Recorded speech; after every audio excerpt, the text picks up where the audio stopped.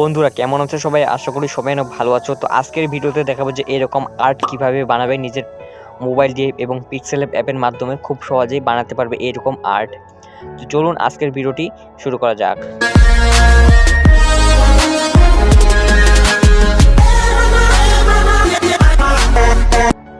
তো এইরকম আর্ট বানানোর জন্য সবার প্রথমে চলে যেতে হবে পিক্সেল অ্যাপ।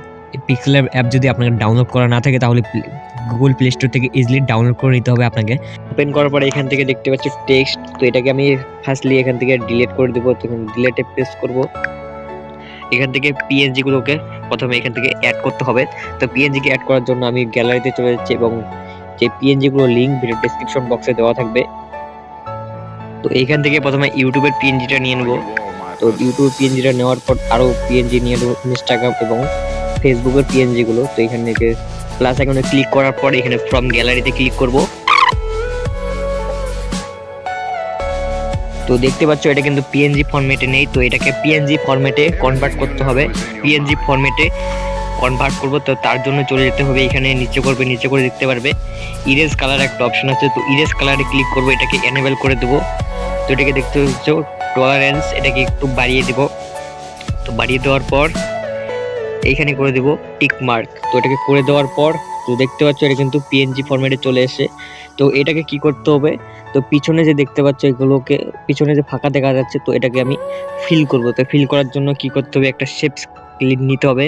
তো এখানে শেপসে ক্লিক করব এবং রেক্ট্যাঙ্গেল একটা শেপস নিয়ে নিব। তো এটাকে অ্যাডজাস্ট করব, একটু বড় করে নিব।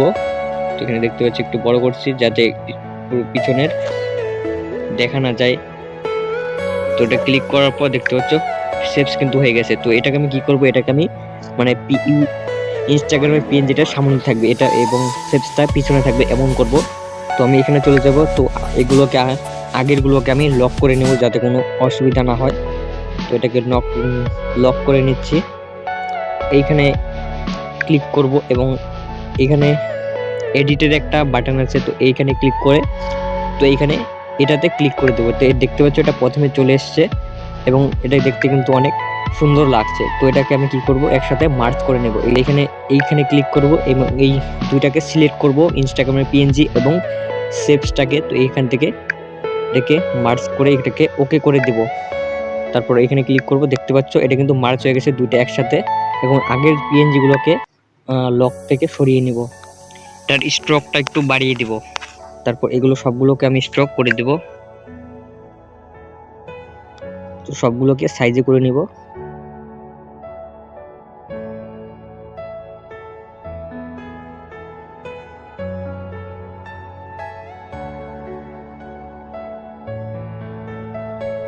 তো আমি এখন কি করব, এই চারটাকেই একসাথে মার্জ করে নিব।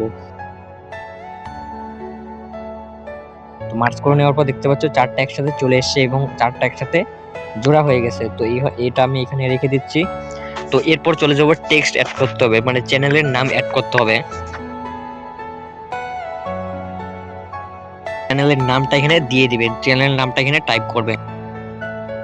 চ্যানেলের নামটা টাইপ করার পর এখানে আমি মিডিলে চলে আসবো এবং এই চ্যানেলের ফন্টটা এবং টেক্সটার ফন্টটা আমি চেঞ্জ করব। তো আমি এখানে চলে যাব ফন্টে। তো এটাকে দেওয়ার পর তো আমি এটার কালারটা চেঞ্জ করতে হবে। তো আমি চলে যাব এখন কালারে, ব্ল্যাক কালারটা সেট করছি। তো ব্ল্যাকে সেট করছি। তো এরপর এটার স্ট্রোকটা অন করে দেব। তো আমার এখানে প্লাস আইকনে ক্লিক করব এবং এখানে ফ্রম গ্যালারিতে চলে যাব। তো পিএনজিটাকে অ্যাড করার পর আমি এটাকে পিএনজিটাকে এখান থেকে বড় করে নিব। দেখতে পাচ্ছ এটা কিন্তু সামনে চলে আসছে। তো এটাকে সামনে থেকে এটাকে পিছনে নিয়ে যাব, শেপসে চলে যাব এবং এখান থেকে এখানে এডিট আইকন দেখতে পাচ্ছ, এডিট আইকনে ক্লিক করার পর এই আইকনটাতে চলে যাব। দেখতে পাচ্ছ এটা পিছনে চলে গেছে। তো আমি এখানে আবার ক্লিক করছি, টেক্সটটা যা আছে একটু বড় ছোট করে নেব। চলে যাব এখানে ইমেজ সাইজে যাওয়ার পর এটাতে করে দেবো আমি ইউটিউব থাম্বনেলে যাওয়ার পর দেখতে পাচ্ছ এটা কিন্তু বড় হয়ে গেছে। এটাকেও মাঝখানে রাখবো। তারপর এটাকে লকটা সরিয়ে দিব যাতে দেখতে অনেকটা বড় লাগে। এখানে ব্যাকগ্রাউন্ডটা চেঞ্জ করে দেবো যাতে ইউজ করতে সুবিধা হয়। তো এখানে ট্রান্সপারেন্টে ক্লিক করে এখান থেকে ব্যাকগ্রাউন্ডটা সিলেক্ট করে নেব, ট্রান্সপারেন্ট করে দেব। তো এটা করার পর সম্পূর্ণ প্রসেস হয়ে গেছে। তো এইটা ছবিটাকে এই টেমপ্লেটটাকে এখন সেভ করতে হবে। তো জাস্ট সেভ করার জন্য এই বাটনে ক্লিক করব এবং সেভ এস ইমেজ এখানে ক্লিক করব এবং এটার সাইজটাকে এবং আল্ট্রাতে সিলেক্ট করব। আল্ট্রাতে সিলেক্ট করার পর এটাকে এখন সেভ করে নেব গ্যালারিতে।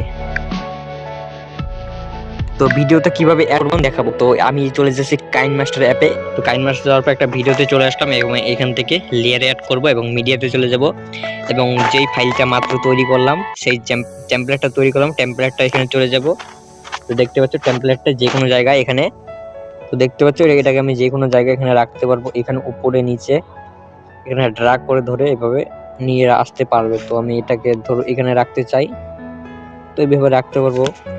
তো রেখে এখানে টাইমলাইন সেট করবে কত জায়গা থেকে কত জায়গা রাখতে চাও, তো এটাকে এইভাবে রাখতে পারবে।